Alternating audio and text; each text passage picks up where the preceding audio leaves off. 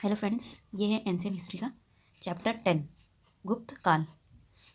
पुराणों के संदर्भ में निम्नलिखित में से कौन सा कथन सही है? विष्णु पुराण को मौर्यों के इतिहास के लिए अधिक प्रमाणित माना जाता है। मत्स्य पुराण को आंध्रों के इतिहास के लिए अधिक प्रमाणित माना जाता है। दोनों ही कथन ठीक हैं। नेक्स्ट, निम्न में से कौन एक कवि एवं संगीतज्ञ था जो कविराज अथवा कवियों के शासक के उपनाम में प्रसन्नता का अनुभव करता था? समुद्रगुप्त। नेक्स्ट, निम्नलिखित में से किसने बोधगया में सिंघली भिक्षुओं के लिए विहार बनवाने की अनुमति दी थी? समुद्रगुप्त। गुप्त स्वर्ण सिक्कों का सबसे बड़ा निधान मिला था बयाना में। नेक्स्ट, निम्न गुप्त शासकों में से कौन सर्वप्रथम महाराजधिराज की उपाधि धारण करने वाला था? चंद्रगुप्त प्रथम। कौन था? चंद्रगुप्त प्रथम। नेक्स्ट है मैचिंग है, देखते हैं। धनंजय कुस्तलपुर, नीलराज अवमुक्त, उग्रसेन पालक्का, विष्णुगोपा कांची। मैचिंग है, देखते हैं। चंद्रगुप्त प्रथम कुमार देवी, समुद्रगुप्त दत्ता देवी, चंद्रगुप्त द्वितीय कुबेर नागा या फिर ध्रुव देवी, कुमारगुप्त प्रथम अनंत देवी या देवकी। नेक्स्ट मैचिंग है। तिगवा का विष्णु मंदिर जिला जबलपुर, ऐरण का विष्णु मंदिर सागर, नचना कुठार का पार्वती मंदिर जिला पन्ना, भूमरा का शिव मंदिर जिला सताना। नेक्स्ट भी मैचिंग है। देवपुत्र राजकीय उपाधि, गौलमिक राजकर्मचारी, कुल्यवाप भूमि माप इकाई, आहार प्रशासनिक इकाई। नेक्स्ट, निम्नलिखित साहित्य की शास्त्रीय पुस्तकों में से कौन गुप्त काल में लिखी गई थी? अमरकोश, कामसूत्र, मेघदूत, मुद्रा राक्षस। सभी। चंद्रगुप्त द्वितीय के संदर्भ में निम्नलिखित में से कौन सा कथन सही है? पहला, शक विजय के संदर्भ में सबसे सबल प्रमाण इस नरेश की रजत मुद्राएं हैं। नेक्स्ट, इन मुद्राओं की तौल लगभग 33 ग्रेन हुआ करती थी। दोनों ही ठीक है। निम्नलिखित में से कौन सा सुमेलित नहीं है? तो कौन कौन सा सुमेलित है, पहले वो देखते हैं। कुमारगुप्त प्रथम मंदसौर अभिलेख, पतिक तक्षशिला अभिलेख, समुद्रगुप्त ऐरण अभिलेख, प्रभावती गुप्ता इनका हो जाएगा पूना ताम्रपत्र अभिलेख। नेक्स्ट क्वेश्चन, प्राचीन भारत में किस वंश का शासनकाल स्वर्ण युग कहा जाता था? गुप्त।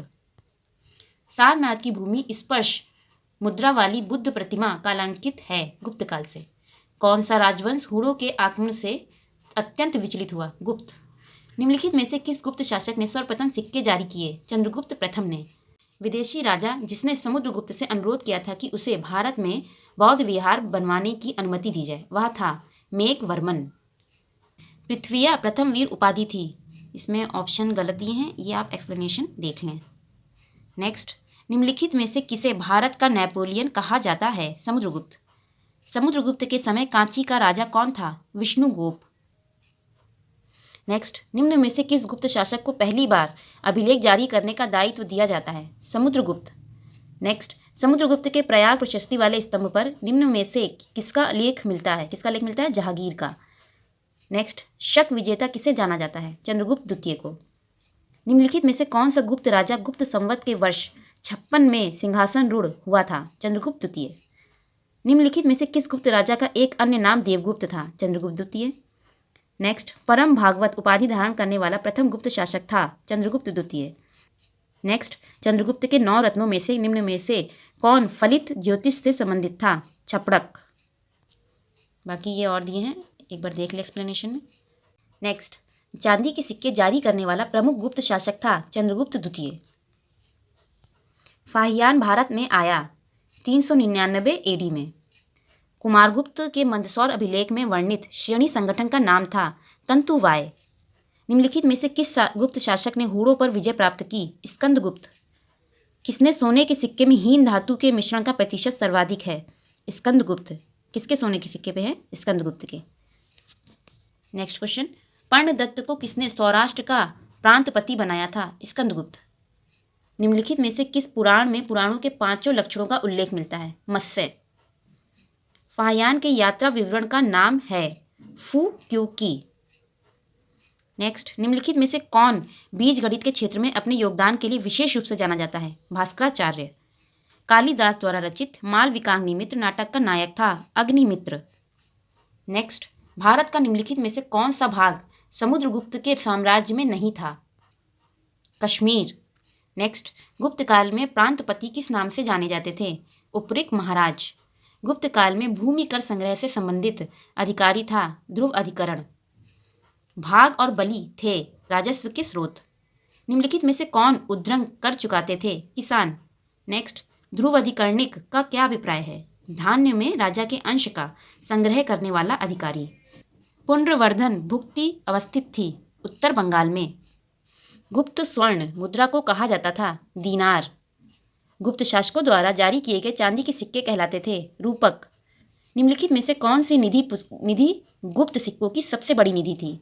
बयाना निधि, जो कि राजस्थान में है। गुप्त तथा गुप्तोत्तर अभिलेख में वर्णित नल शब्द का आशय है भूमि का माप। गुप्त काल में उत्तर भारतीय व्यापारी निम्नलिखित में से किस बंदरगाह से संचालित होता था? ताम्रलिप्ति। निम्नलिखित में से विधवाओं के संपत्ति संबंधी अधिकारों की किसने उदार व्याख्या की है? याज्ञवल्क्य। निम्नलिखित में से कौन निष्पुत्र में पति के मरने पर विधवा को उसका उत्तराधिकारी स्वीकार करता है और राजा को उसकी संपत्ति प्राप्त करने की अनुमति नहीं देता? याज्ञवल्क्य। नेक्स्ट, दास मुक्ति के अनुष्ठान का विधान सर्वप्रथम किसने किया था? नारद ने। सती प्रथा का प्रथम अभिलेखीय संदर्भ प्राप्त हुआ है एरन से। शक एवं गुप्त संवतों के बीच लगभग कितना अंतर है? 241 वर्ष। फ्रेंड्स, यहाँ से चैप्टर 10 खत्म हुआ। नेक्स्ट चैप्टर 11 नेक्स्ट वीडियो में शेयर करते हैं। पसंद आए तो लाइक कीजिएगा, सब्सक्राइब कीजिएगा और शेयर कीजिएगा। Thank you.